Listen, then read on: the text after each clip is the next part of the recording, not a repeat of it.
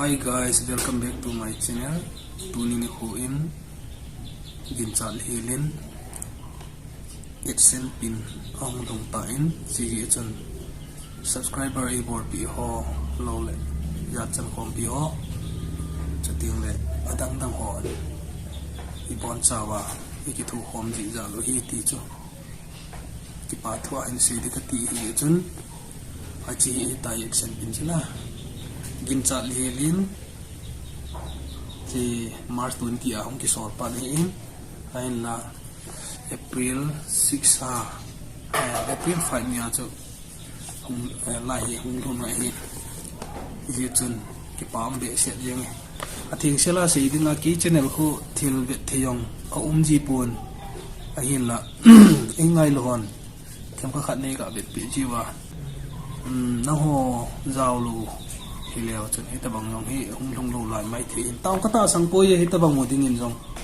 còn lùng thi mình nào ông bôi chút cái thịt bò hồ cô hỏi bôi mình thì bôi ấy là cái ông cái thịt hỏi bôi cái tí vàng à chú ô lo là cái char gì ngài chỉ ông hi chân cái palm bể sẽ gì hi cho hi phát đi hình hồng tí mình cái tí này là bị vấn nè chỉ hồng cái tí đó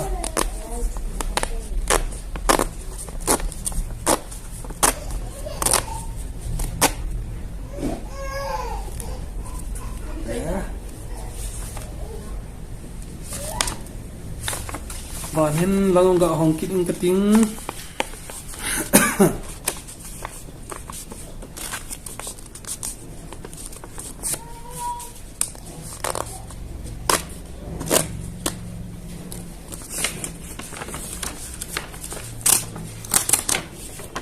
wow mà cha dòng hi lâu vậy number sẽ to hi ti khong này ai le chi ga sial mai men cái tiếng là number hi aga shell ball ji chi khu hi nge adang I ma cha dong di he na google AdSense na pin cha hi I ma cha am hi bleng ta bang hi bu ta ka khon ni sit na la nam bol me ki pa thu kan se chen chai ta ki pa thank you.